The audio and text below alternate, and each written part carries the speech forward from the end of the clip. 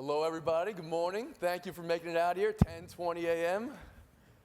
Thank you, Ben. Ben Levitt's been tremendous working with the last couple of weeks as we're trying to find the plays we want to talk about in Monday Morning Quarterback. And this is what he gave me, a stack this thick. You guys ever watch James Lipton and Inside the Actors Studio? And then you made a movie called Fast and Furious Infinity or whatever. That's what it feels like. So thanks to Ben for that. Real quick, Herm, what are we wearing today? Just for Who you. are we wearing today? Look at those socks, man. I knew you were going to get the question, so you That got is it right here. right out of Willy Wonka. That's right. tremendous. It's hard to do this. The suspense is killing me. I hope very it'll difficult. last. Okay, so we got Herm here, is motivational speaker, coach, player, and sock enthusiast, as you see right here. Jack, honestly, it was even money between you and I. One of us was going to be wearing a leather jacket today. And we let everybody down. I've got one in my room. So do I. Okay.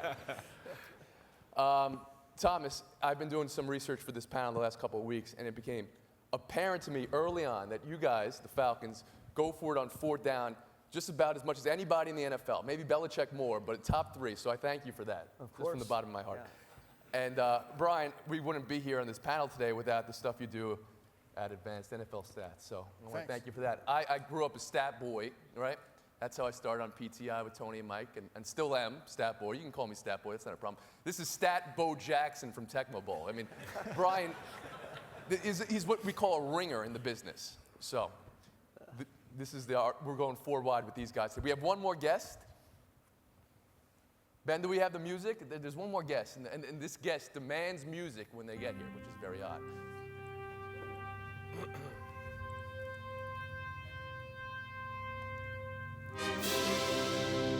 Mute button in the house. So this is the mute button from around the horn. Actually, it's a Staples Easy button, but I put a mute logo on it. Can you hear this? I mean, are we getting the full effect here? Right now, Woody Page in Denver is waking up in the morning. He's like, well, I hear it somewhere. This is an hour-long panel. We got 37 plays to get through. You guys are getting muted if you go on for more than 40 seconds. 40-second play clock, for sure. Okay? I'm going to leave this. You want to hit it? Yes, of course. Look at that. Okay, leave it right here. Thank you. Monday morning quarterback coaching and in-game decisions. We are named after a dinosaur, fellas. Monday morning, there's no Monday morning quarterback. It's Sunday, 1:07 p.m. Eastern quarterback now. Second guessing has become seconds guessing on Twitter. #FireTheCoach. Sorry, guys. I mean, We don't take it personal, trust me. So today, with the coaches who have called the plays and a GM whose team has set the tone for these plays, and Stat Bo Jackson, who has analyzed every play in the NFL for the last 5 years, 10 years? No, back through 2000. Okay, 13 years. Every play in the NFL for the last 13 years. You guys nervous when you're around Brian? He knows what plays you've called. No. He knows what plays should have been called. It's kind of like he's seen you naked before. No. I'm not Stat Rain Man. I don't have them memorized. We are going to go four wide with this lineup, like I said, but we're also going to bring you guys in as well. This is going to be an interactive panel. We're going to have real-time polling here for the plays we're about to reveal. You guys will have a chance to vote on which side you think the analytics will be on. You may know the play. You may know how the play finishes up. You may be able to predict that it's a touchdown pass to Roddy White, but that's not really what we're looking for here. I know the Falcons fans are here. Good.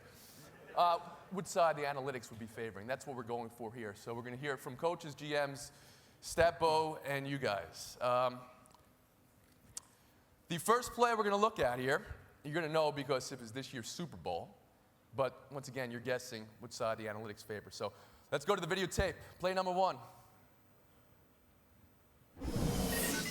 Justin Tucker, a rookie out of Texas, is long in the postseason, 47 yards. It's a 32-yard attempt, but it's a fake. And Tucker's going to run it, but he does not get the necessary yardage. I'm surprised. I mean, you have a chance to go up 3 scores, and what you wind up doing is you wind up giving up the opportunity for points. So the scenario is up 14-3, almost the end of the first half. It's 4th and 9. You can kick a field goal, 2-possession game, or you can fake the field goal and go for it the old-fashioned way. So I don't know, if you want to have your quarterback maybe throw a pass on 4th and 9, maybe run the ball with your running back on 4th and 9 rather than your kicker who's going to get trucked by Patrick Willis. Joe Theismann seems to doesn't like the call, giving up points. So you have to ask yourself if you trust somebody whose last name he changed to rhyme with a trophy in college. But right now you can, I believe the directions are above right here. You can send in your votes on what you think the analytics favor in that particular instance. 4th and 9, kick a field goal, fake a field goal, try to score some more points. So as you get your votes in, we're going to put Herm on the clock, 40 seconds. Take us through your thought process, or what your thought process would be in that scenario, 4th and 9. Well, obviously, 14th coach grade. is trying to go up and really put the hammer to these guys.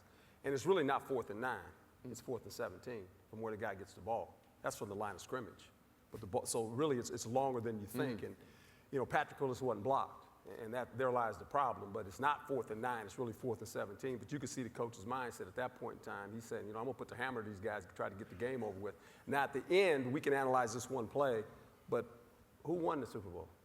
Baltimore. Okay, let's just check it.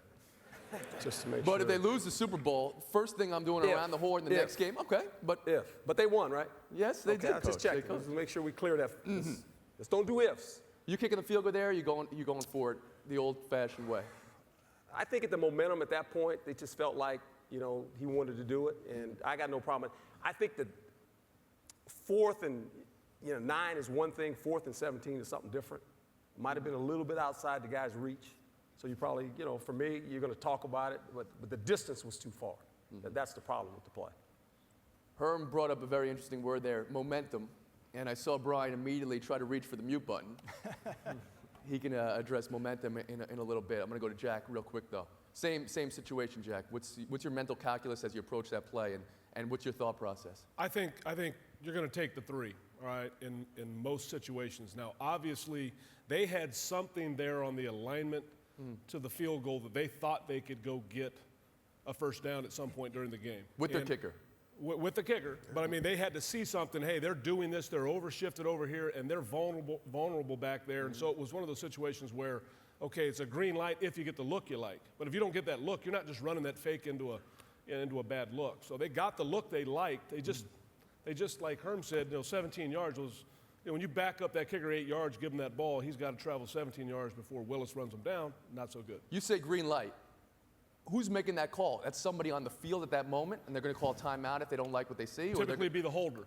The holder would look at it. If he gets the look that he likes, we're going whatever the code word would be. If they don't like it, they're killing it, and they're going to kick the field goal. Understand this, too. You know, all plays work, in theory, on the blackboard.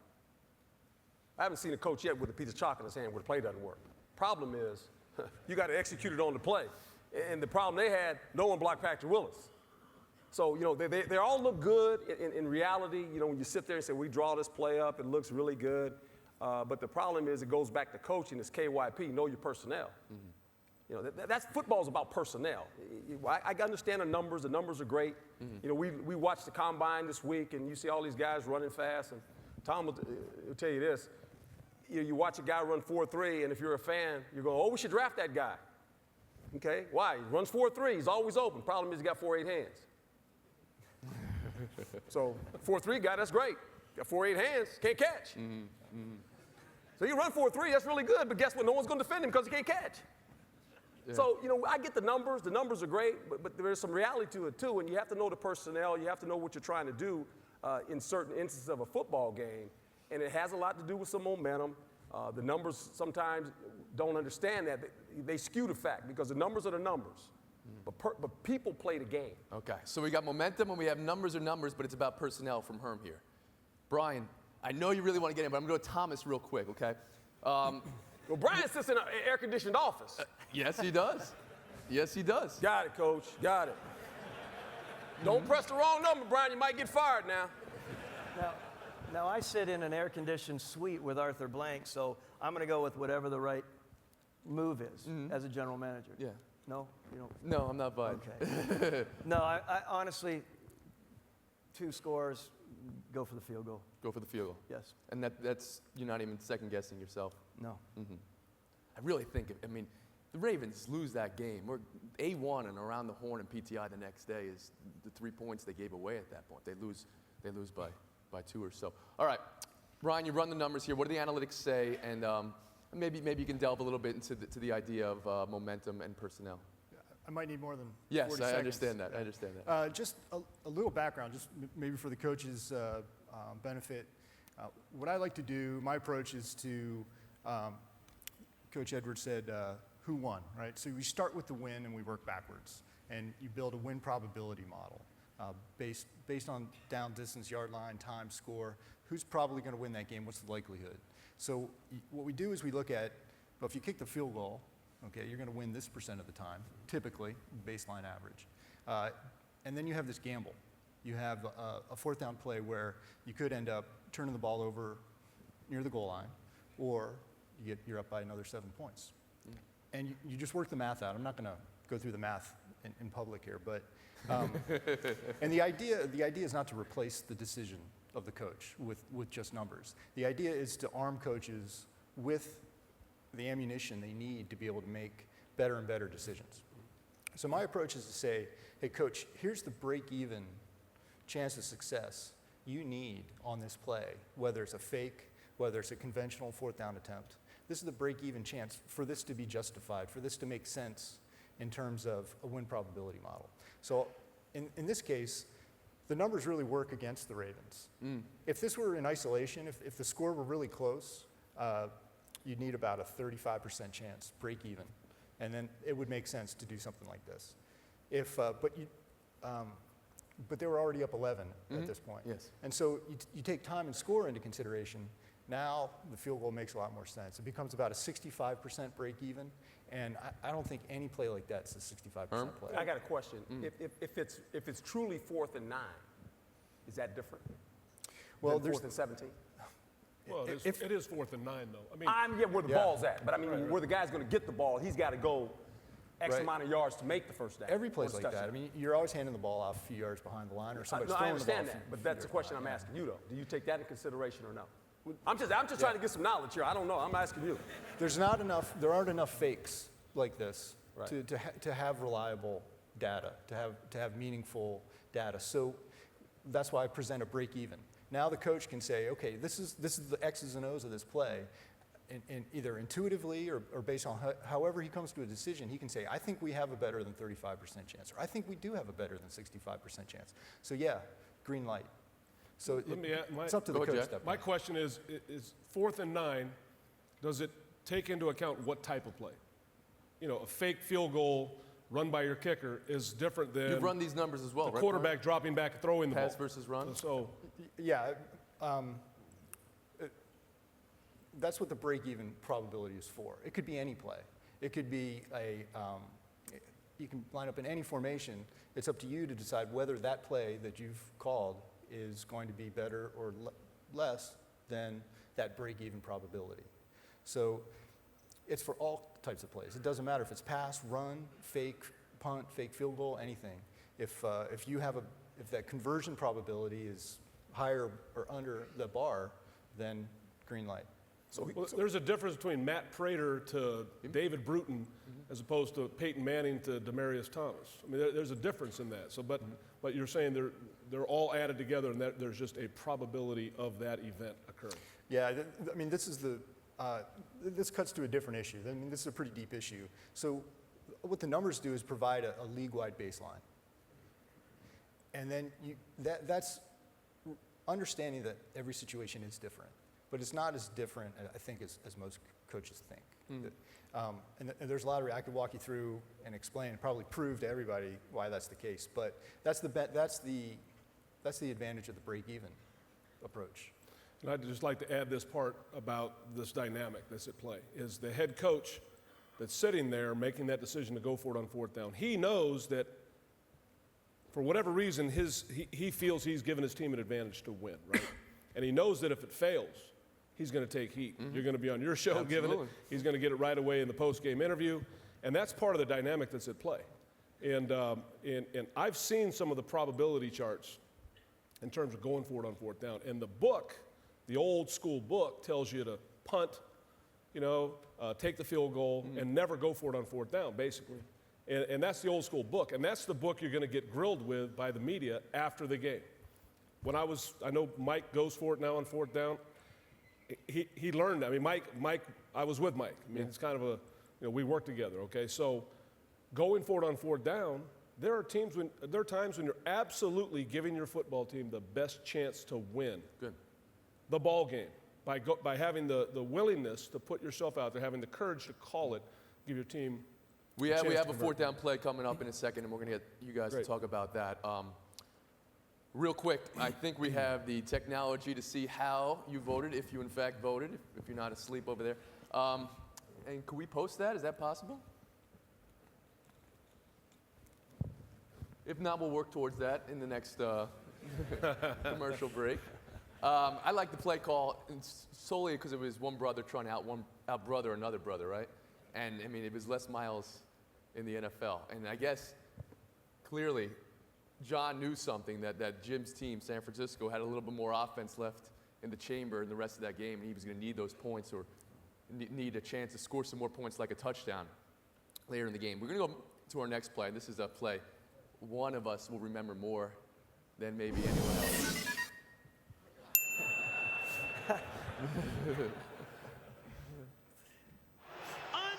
Unbelievable. So this is from 2008, Herm, and this is in San Diego, and this is 2013 at that moment when Thigpen finds Tony Gonzalez in the end zone, and it's 2019 now, and there's a minute left, and we have a decision to make. So down 2019 on the road with less than a minute left, two options. Option one, kick the extra point, extending the game, hope for overtime. And we got some tabulation here. Option two, go for 2 points and win the game. So now you can text the code to 37607. If you think the analytical play, the better play here, the analytics favor, kicking the extra point and extending the game and play for overtime, or going for two. Herm, you remember this play precisely? Oh, yeah, big time. Yeah. So what's going through your mind here at that moment? Well, that I'm trying to win, and here's the scenario of the situation. As you can see who the quarterback is, first of all. Tyler Thigpen. He was actually the third-string quarterback. Okay, that's one option. The second thing on defense, basically, I had, at that point in time in the game, into the fourth quarter, we had some guys hurt, so I'm playing with 4 practice squad players. So in my brain, I'm saying, we have no chance if we kick this ball to tie it up. Because if we kick it off, we got no chance of stopping these guys. First of all, we shouldn't even been in the game. It's embarrassing for San Diego, let's be in that game, to be quite honest. With the players we were playing with, actually, against those guys, for us to be in the game in the fourth quarter and scoring a touchdown with Tony Gonzalez and to be able to go for 2, win the game, we shouldn't have been close, but we were in. I got to give the players a lot of credit for that and the staff for really being in a game this close with the personnel we had. So that was dictated on the game, the guys I had on defense. So in that moment, you're thinking about who's on the field for you, how you've got a backup doubt. quarterback, and also that you're 1-7. Yeah, and I got nothing to lose. And you got nothing to lose. Yes, I'm starting 11 rookies and 5 first-year players. And 6 of those guys now are Pro Bowl players. And by I sit here, I get fired because I got a quarterback that's, and it's no one's fault, and that's fine. But that's the reality of it, okay? And I get it. Any other time, if I had Chad Pennington, I'd probably kick it. I kicked the ball. When I was in New York, I kicked the ball, and I go overtime. I'm okay with that. But the situation told me at that point in time, I've got to do something for this football team, and we're sitting close as we're ever going to get. Because as soon as we kick it off to them, if we don't win the toss, we're in trouble. Because we won't stop. Jack, you're on the sidelines. You got your big Denny's menu of plays in front of you that you guys always carry around. What are you thinking? Well, we're not going to throw the ball based on what he just said about the quarterback. No, I think you do have an opportunity. You have to remember that was overtime at that particular point in time in the league, which meant if you kick off, a field goal would beat you. Yep. Right. So I think based on that, I would say going for 2 right there, a chance to win on the road with a team that you think got to that position and maybe shouldn't be there, and taking a shot at converting that particular play right there and winning the game. I like that. Thomas? I mean, as a general manager, you're always thinking about personnel matchups. And this is a matchup league, no question about it. And Herm's comments there, they weren't that good. No offense to your general manager at the time. I'm just saying your personnel wasn't that good. Keep the momentum going. Try to punch it in. To get back on the field in overtime would be a catastrophe. So I agree with them.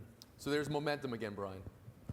Yeah, I'm a believer in emotion, and I think there is some momentum in any sport, an emotional sport like football, but it's overrated. It's overestimated, clearly.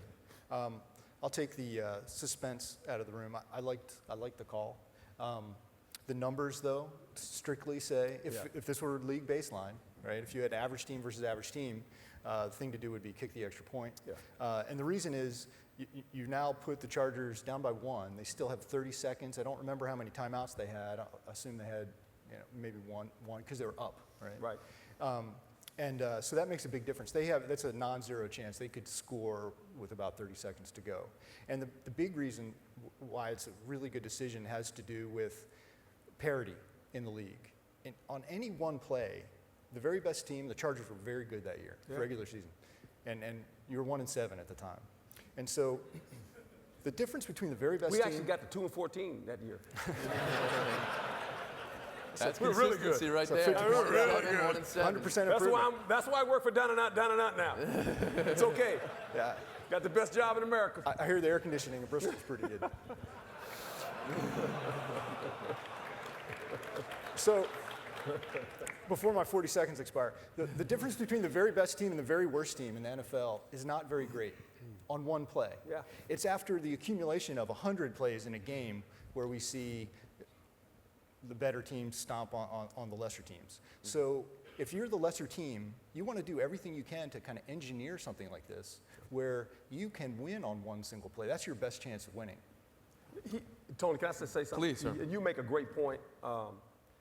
You're exactly right, because what happens, if you look at that team that year, when you start 11 rookies and 5 first-year guys, we were in football games early in games. We were very competitive, but the volume of plays, eventually in the fourth quarter, if you look at those games, we lose 6 games by 7 points or less.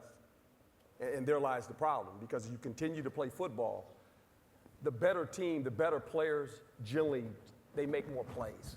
And you can't make enough of them at times, and that's the length of the game. That's what happens to you, and this is what kind of happened to us in this game.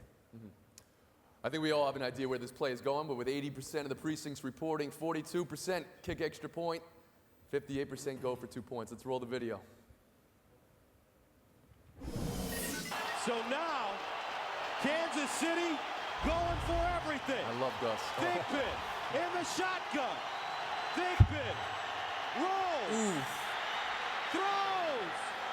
Broken up. Hart. Right place. Right time. So you threw and it. The Chargers hold on to the lead. He did throw it, Jack. And here's the sad thing about this, Jack. And this is what goes to show you again about know your personnel. Tyler Thigpen, for his credit, this guy comes out of Coastal Carolina, played in the shotgun. We didn't take the center quarterback exchange all year. You didn't do it all year he with played him, in the shotgun because that's all he could do. That's what he was comfortable with. So that's what he was comfortable with. So we were kind of in a bind where we couldn't go underneath the center because of the way the kid played. And that weighs into it too. You have to do what your personnel allow you to do. And we felt, hey, by the way, we tried to throw it to the right guy though, right? 88. Yes, you did. Throw it to your best player. Maybe you can make a play. 2 things I noticed in that video. Well, 3, because Gus. I mean, come on, Gus. He's the greatest. 2 other things is you were shaking hands. Yes. You were content with your call. Oh. And Gus's call was very, it was just odd to me. It was Hart in the right place. Hart was the name of the defender for San Diego, but it's almost what we're seeing here. Your heart was in the right place. You were going for 2 with a 1-7 team on the road with backup quarterback, and we're going to try to win this right now and get out of here with a win. So the analytics, the people favor your call. I mean, I'm not sure what that gets you with the owner the next day when you're looking at your win-loss record. Yeah, He was that's fine. fine. Yeah. Next play, similar scenario, that you're down in the final 2 minutes of the game, but it's only by 1. Oh, the leather jacket. Elvis in the house. Don't need to be too bold here, you would think. You've got a field goal kicker. You run the clock down, and on 4th down, give Scobie the shot. And then you ask the question, do you let him score on this play until you get the ball back to your offense? It may be your only chance here. So that's whoa. I mean, American icon right there, right? AC/DC knows what happens next. But first, your vote, okay? So you can't lose this game, can you? I mean, you're down at this moment, but I mean, 22-21. You got the ball deep in the red zone, 1:48 remaining, so it's 2nd and 6. What's the call? Running play, but try not to score. You can text that in. Kneel and kick the field goal, run hard and score, because MJD needs his fantasy points. So put your votes in right now, and we'll start, of course, with Jack with your 40-second play clock here. Have you prepared your team for a scenario like this? We actually hadn't worked on this, okay, in terms of preparing the team. Yeah. But what occurred was, as this unfolded here late in the game, there was a timeout right at the 2-minute warning, and they were out of timeouts. And so I instructed the offensive coordinator to make sure that we told the huddle, we're going to hand the ball to Mojo, and Mojo, do not score. Hold on to the ball, do not score. We're going to take a field goal.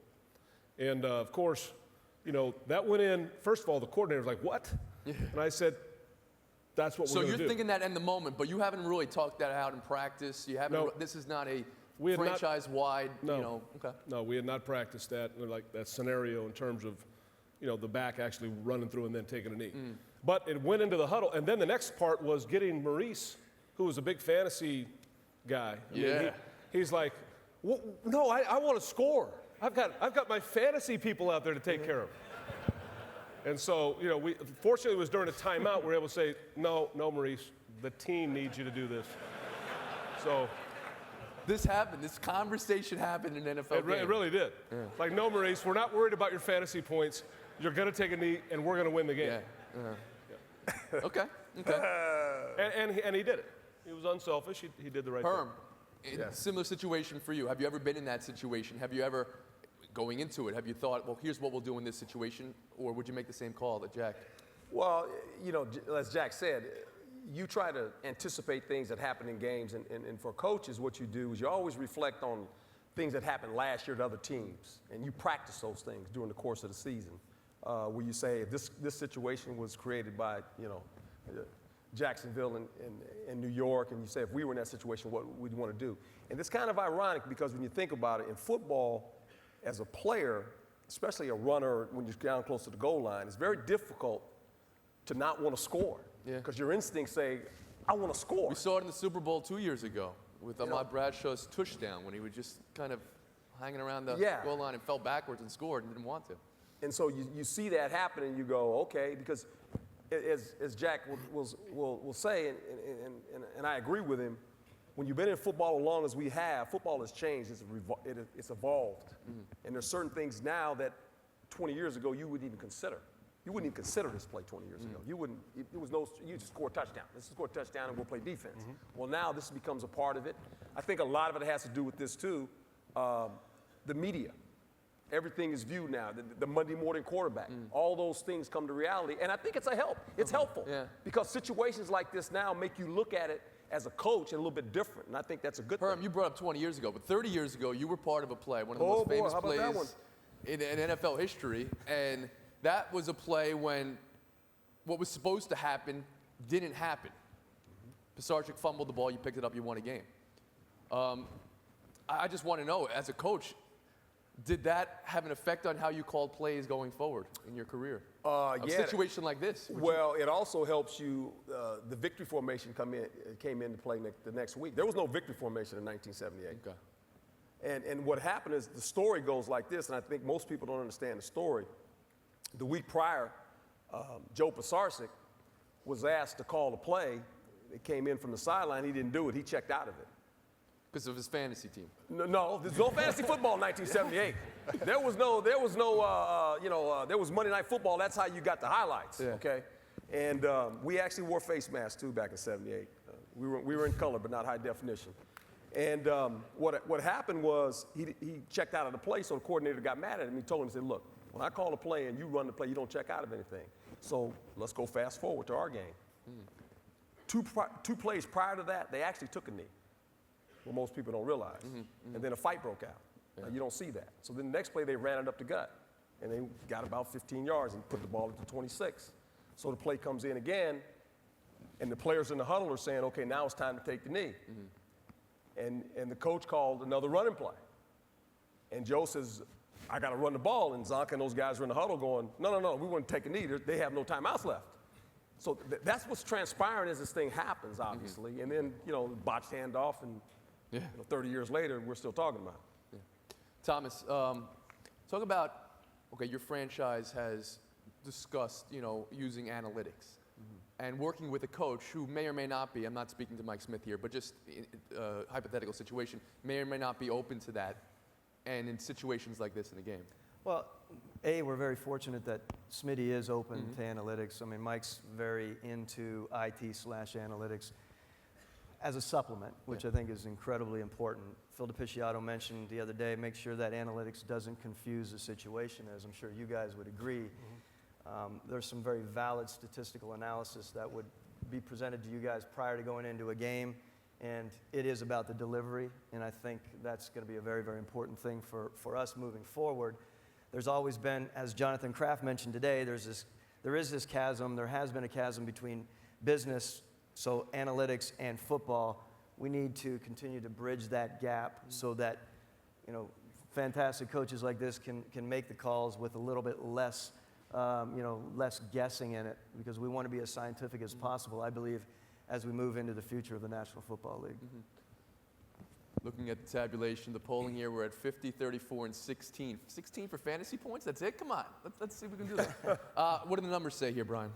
Oh, brilliant. I mean, it's a slam dunk. I'm amazed that your offensive coordinator was stunned, because this is a huge difference. I mean, if you score the touchdown here, minute 48, what do you think the chances are that a typical team can score in that situation, retake the lead? All they need is a field goal to retake the score. Right. It's 30%. It gets a little more complicated, because had you scored the touchdown, it would have been smart to go for 2, try to make it a 3-point lead instead of a 2-point lead, right? So you get, that complicated. Down 1, right? So you would have been a field goal. I'm sorry. So, yeah, okay. You got you. Ding, ding, ding, ding. You get the prize. But basically, Nice work, stat boy. Yeah.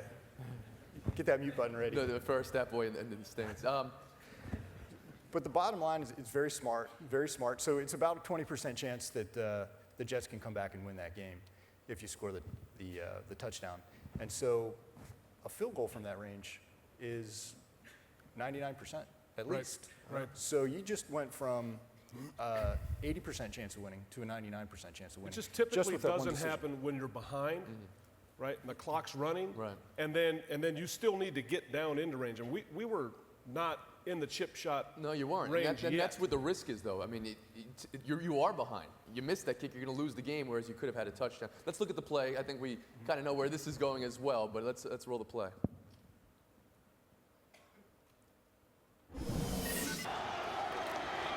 Jones threw. Look at he's outsfoxed them. He doesn't go in for the touchdown. He takes a knee at the 1-yard line. I mean, you talk about a guy that gets it. That is brilliant. Well, He did get it. He did get it. So there you go. He gets it. Yeah. He gets it.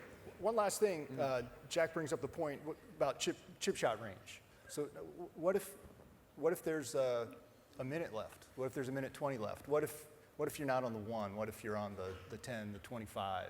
Okay, now this is where the analytics guys make their money, because there's about 1 game per week where a situation like this comes up.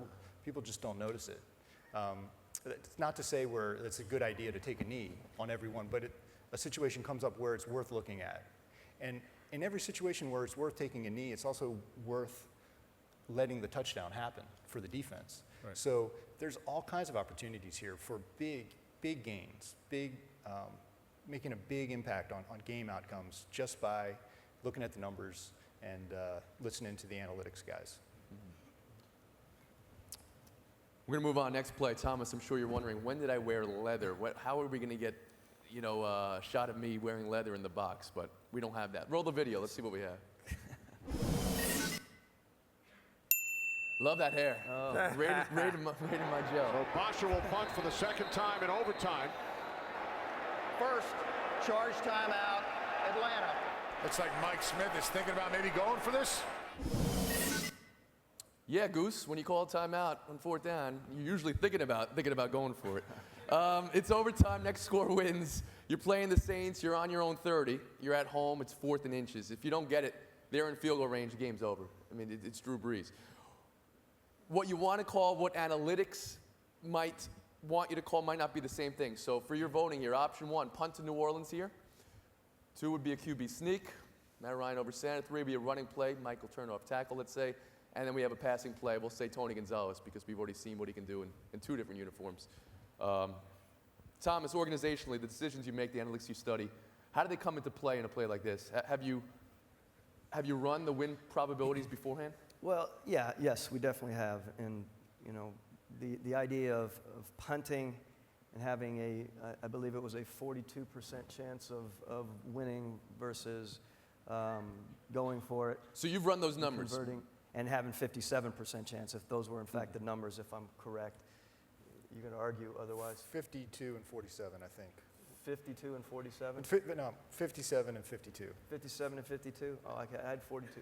We're going to start arguing now, I'm sorry, from an analytics standpoint. So we definitely know, we definitely consider, however, as the coaches have been talking about, there's a lot more involved in this. We had converted 2 of 4 during the game. You're also talking about playing the Drew Brees in this offense, which was incredibly powerful if we put the ball into their hands and they're going to drive the ball down the field. There were a lot of things that came into play. By nature, Mike Smith has a risk-take side to him. And quite honestly, it comes down from the very top of the building as well, because I know Arthur Blank does. There's no way he would have been the co-founder of Home Depot if he didn't take chances. I think as an organization, it was something that I lauded, and I would say go for it again and again. Unfortunately, it didn't work out. What are you weighing in your head on the sidelines there, Herm? Well, I think Thomas says the exact right thing, and it's about, you know, when you get, it's funny, if that's, let's say it's us, he was playing us with that 1 and 17. Maybe they think different. Maybe say punt it to him, they're not gonna score, because who's the quarterback? I mean, that has something to do, you know, what are you about to do? Hey, we all sit here and we laugh, but the reality is who's the quarterback? I mean, whenever you decide to give the ball to the opponent, especially in a tight game, who's the trigger man and where are you giving him the ball? And how much time's left in the game? So all those things become a factor in it. And you're exactly right. Drew Brees was hot. This game's tied up, and you're going, hey, you give it to Drew Brees, guess what? Something bad's probably going to happen. So we're going to go for it. You had stopped the Saints earlier in the overtime session. Yes. New Orleans got 23 points. It's not 45 points. Jack, you're thinking on the sidelines at this moment? Yeah, I think, you know, I like the idea of having your offensive line, your quarterback, get you inches to keep the ball out of Drew's hand. I mean, I think the odds are in your favor. I'll be surprised if they're not. But the only thing that would maybe cause you hesitation is the fact that you're that deep in your own territory. But I can tell you, we had a playoff game with Pittsburgh in Pittsburgh, and it was snowing, and we had 4th and inches like this on our 10 early in the game, and I said, I want to go for it here. And the staff's like, what? You cannot do that. I said, I'm telling you, I think we should. Your own 10 in the first half? Yeah, no, this is early in the game. And I said, I really think it's the right thing to do. And they talked me out of it. All right, now don't do it. All right, so I didn't do it. We punted 5 yards to the right, out of bounds. All right, so, okay, so I mean, you know, anyway, would have liked to have that. What's your play call here, Boss? Is it punt? Is it run? Is it pass? Is it QB sneak? What's your pretty tough to stop a quarterback sneak. Okay. Herm, yours? Yeah. Thomas? Yes. Matt QB Ryan. sneak, Matt Ryan? Yes. All right, Brian, what do you think? Yeah, numbers say good call. And the reason is that I disagree with your lead-in. You said, hey, if you don't get it, the game's over because you're in field goal range. Field goal attempt range, what I like to say. So we've seen inside too. It's on turf. It's in the dome. Yeah. So there's a you're only on the 28, and what coaches tend to do is run into a brick wall 3 times and try the field goal from about the 25 or so, and that's not automatic. I think the year before, I think the Saints were in an overtime game. I can't remember against who, San Francisco maybe. Very similar situation. They missed a chip shot field goal. I think there are a number of situations. I'm thinking of Phillip Rivers bobbling a snap against Kansas City a couple years ago. All right, it's not automatic. So that's what makes the difference. We overlook those things, and those are the things the numbers can catch and find for us. So that kind of tipped the balance towards going for it. And something that Herm said earlier about the game has changed. Offenses now can move up and down the field at will. Even below average offenses are like the superstar offenses of a generation ago. And that's really, that's what tips the balance towards going for it. Possession is everything in overtime, especially in sudden death format like we were here. So those are the big considerations. One last point about the play call is I scratch my head when I see the goal line package brought in for these kinds of plays. It's short yardage. You need short yardage, but on the goal line is fundamentally different because the yards past the goal line are valueless. Here, the yards are meaningful. Not only do they get you closer to scoring, but you're forcing the defense to defend a much bigger area than just that goal line. So it's a game theory concept. Every now and then, you kind of got to be crazy. You got to be the Saddam Hussein of the sideline and just be completely unpredictable. You don't know what that guy's going to do. And just once in a while, just put it on tape once in your career that you just heave the ball downfield and go for the win right there. Maybe not in overtime, but Thomas. To speak to the vacillating mind of a head coach, and you guys know this very well. So we had converted 3 of 11 fourth down and ones during the season, as unbelievably we were able to convert some of those. But then we also were 100 yards up in the game on New Orleans as far as our amassing of yards and such. So Mike's head was probably back and forth, as again you guys would attest. So it's not an easy decision in so many ways, and in the end it comes down to, at least in my mind, I thought it came down to, here is one of the best quarterbacks in the history of the NFL, and we're going to put the ball in his hand. I mean, analytics aside, what's our gut telling us here? That might be a much more of a gut call. 3 for 11 on 4th and 1 that year. That's not great. No, believe me, much to the chagrin What is the of league the average, fan Brian? base. Do you know the league average? on 4th and 1, 4th and 1. 74%. 74%. Yeah. We were 42%. Yeah, there's sample, that's a small sample. You're going to flip a penny 13 times. It's not going to come up heads exactly 50% of the time. Yeah. QB sneak, Matt Ryan, that's what 55% say. Let's take a look at the play. 4th and inches, and Michael Turner is stopped shy of a first down. That's exactly what you want to do in short yardage. No, that's not exactly what you want to do. No, he was talking about the defense. No. That play was blown up before it started, huh? Was a little bit slow to develop. Yeah, I think so. Yeah. But to Jack's, or I think it was Jack. Did you mention that about quarterback, or was Quarterback sneak. Yeah. You're going to get a favorable spot for inches. And, there's just a little bit of a surge. Quarterback can extend the ball. It's. Would you still go quarterback sneak if that nose was lined up straight on? Would you still? Well, that's a question. You may have had a check if they have taken the sneak away in your mind that then you would run a play. Is that Yes. the case? Yes. Yeah. And I know that there are some of those. Some of the teams have that. In that situation, I would say run the sneak. Yeah. I wouldn't allow a check. It wouldn't be a play check if you didn't like the sneak. Because to me, even in that situation, if they have it covered, all you have to do is move the ball 6 inches across the line. And you're going to do that much easier if you take a quick snap and make it happen with one guy, as opposed to turning around and handing it off to a guy 5 yards deep and then hoping that the lead blocker gets through. Herm? Well, Jack makes a good point, too, but the quarterback sneak is always not, a thing where you're going to do it every time. Who's the quarterback? Because some of these quarterbacks are awful at quarterback sneaking. I mean, there's a little window. Who's the worst quarterback sneaker in the game? Oh, I'll tell you what. Now, some guys, you don't even trust them because you know what they do? They get the ball, and they get it, and they go right away. The real good ones that always make it, they find that little crease in there. Because once contact is being made. Brady always makes it. Yeah, between the center and the guard, there's a little crease in there. Herm, you had a problem with quarterback, man. Bad time. We keep talking of it. Yeah. We can't take a snap. I had some that couldn't take a snap. I played 5 in 1 year. That's not good. This is actually, Herm, this is actually intervention here. We're all here because we love you and care about you. We're here to talk about your problems with quarterbacks. I'm going to feel better when I leave. Yeah. I think, Brian, correct me if I'm wrong here, but I don't think the the Saints sat on the ball, ran it 3 times into the line here. Yeah, give Sean Payton a lot of credit. He got aggressive and got down close and sweetened up that field goal. I like this play because right is wrong and wrong is right. I mean, you make a right play call and you're wrong, or you make the right decision to go for it and you're wrong, and you make, you could have, you're right and you lose and you're a genius. I mean, people at home, that's the fringe benefit of being on the couch, because you can make a right call here and lose the game. We're going to be about 5 or 10 minutes away from some of your questions if you want, but we're going to try to run another play real quick, and don't think any play has been more dissected in the history of Monday morning quarterbacks than the Patriots' 4th and 2 play against the Colts. Kevin Falk, the completion, and the spot of that ball inches short. But there were some interesting plays that could have swung the game either way immediately after that. So let's take a look here. Indianapolis takes over at the 29-yard line, and we talked about those timeouts and how it could come back to kill him. Now we'll find out. The ball is at the 29. Manning will throw it.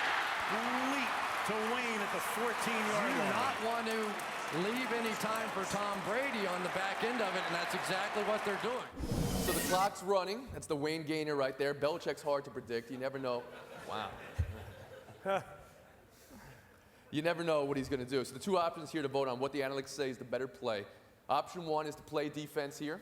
Try to win it with your defense. Option 2 is allow Indy to score and give the offense, give Tom Brady another chance. You got about a minute and a half left here. So, Brian, talk us through the possibilities. Well, I think the first play was from the 28. That was, so, at that point, definitely not. No matter how tired your defense is, it's better to play defense, straight up. Down on the 14, it's worth the 14-yard line is worth asking the question. But the baseline numbers say, no, play straight up defense. And you saw a similar situation Super Bowl this year. You saw Baltimore make a goal line stand there at the end to win the game, and they were gassed. They were very tired. So the numbers say play straight up defense until about the 5-yard line with about 40 seconds left to play is kind of the cutoff. If they need a touchdown. So this is different than the field goal situation because the offense needs that touchdown to take the lead, not a field goal. But the difference is how does the coach feel about his defense's chances? How tired are they? Are they playing practice squad guys? That comes into it. But it's a pretty big difference. The typical numbers, I think, say, do you want me to give out the 38% if you play straight up? If you allow the score, you have about a 20% chance of winning the game. Jack, how does the former defender in you, as a coach, run this play defensively? What are you thinking? Well, I think, again, where they are on the field, I think you're playing defense. I mean, there's no way you're conceding 28 yards, and then they get the ball on the 14. You're not conceding those 14 yards. Yeah, we'll just go 14 yards from here, from that play after the Wayne. From that point, I mean, you're still trying to play defense. I couldn't imagine just yielding the last 14 yards and surrendering a 6-point lead. Last play we heard about Drew Brees and what type of player he was. That's Peyton Manning on the field. That's Reggie Wayne on the field. It's Joe Adai, who's having a great run for a couple of years as well. And that's a great offense. But you're trusting your D. Both quarterbacks in the game are strong quarterbacks. Herm didn't have either one of these guys. Yeah. Right? No. But that aside, you still have to get a touchdown. I mean, they have to score a touchdown. I can't see yielding at that particular point. And here's the next problem. Emotionally, what are you saying to your football team? See, that's the problem that you have as a coach. When you're saying, hey, but by the way, boys, let them score. Really? I mean, what message are you sending to your football team? Because you do that a couple times in the course of a season, you lost your defense for good. Okay, but Jack sent a message to Bojo Drew. No. I'm saying in that situation. Now, maybe when it gets a little closer, if they move the ball down and they get it inside the 5 and the clock is going down, now you got to consider some things. Because your defense has been on the field to try to stop them. But now it comes to the point to where, you know what, boys? We got to let them score now. Because now we got a quarterback that can go down here. Then that thinking comes in. So you're worried about the message you're sending? Oh, my God. Yeah, but I'm not worried about the message because it would be my job as a coach to convey, all right, these are the stats, guys, and then preparing it If this comes up, we're going to do it like this, and this is why, okay? There's an 80% probability of us winning this situation, where if we don't, there's a 20% chance. And that's why, because the odds are in our favor. So I'm making this decision not randomly, not because I don't care, not because I don't believe in you, but here's statistical data that backs up why I'm doing this. I think it's important to teach them How that. difficult is it for you to listen to somebody who's never played the game before, your stat analyst, who's telling you, you know what, the numbers favor this here, and that's not what your gut tells you? Probably 20 years ago, I would say it's nonsense. But I think you evolve, and you evolve. Football has evolved. And so you understand that. But there's still an emotional part to it where the players have to want to play for the coach, okay, at the end. I mean, that's what it boils down to. You can have great players, you can have subpar players. They got to want to play for the coach. Your job is to make sure players don't fail. That's your job, okay? No matter what type of players you have. You can't allow them to fail. You're always trying to build their confidence. Now, Jack said he didn't care at that point, but I thought they were a little bit too far out to just say, hey, you know what, let him score. That wouldn't have been my mindset. My mindset would have said, okay, I'm going to give him a couple more shots as this clock goes down. If we don't stop him here on another 2 plays or so, now I'm going to consider letting these guys score so we can get the ball back. Now, if I got Tyler Thigpen, boys, we better stop him. We better stop him. I'm blitzing everybody. I'm bringing the house, okay? I'm going down. I'm going down fighting. But if I didn't have Tom Brady, okay, so that's part of the equation too, and players get that part. I think my point is, I think there's a new way of thinking, right? And learning some of these probabilities, understanding the percentages. I think you have to be open-minded, all right, to the prospect of where it's going, and having data available and being able to process it, doing the analytics, right, and going in prepared to make these decisions and make the best decisions for your team. I think that's what we're all about. That's one of the reasons I'm excited to be here, not just to be a part of this panel, but then to go on throughout and talk to other people and kind of explore where this might go. This is where the game is going. So we can sit, there's some old school ways. There's the old book on how you do things. Well, those things are being challenged, right? Okay. And I'm open-minded. I think you have to be open-minded as a coach nowadays. So you say play defense. Herm says play defense. Tom, right now, yeah, I'm playing defense. I want to get your take, but we're real short on time. I want the data first. I have one. Make a call here. I have one very quick comment. You look at the data first. Good. Play defense, like Herm said, closer to let him score. Tom Brady's the best in the history of the league, arguably. You have to put the ball in his hand. What I will say as a general manager, too, if you spent a ton of money, $70 million on a defensive end or corner, you better play defense. That factors into your decision-making, right? No, well, in my mind, it does. Now I'm up in the suite with course. our... I'm with you, Coach. I'm with you. Pay a lot of money to make a play here. Okay.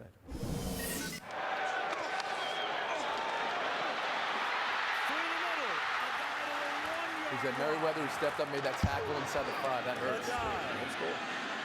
No. Manning to the end zone. Wayne, touchdown. Can we not open up the window and give them that slant? Yeah, let him score on a run play.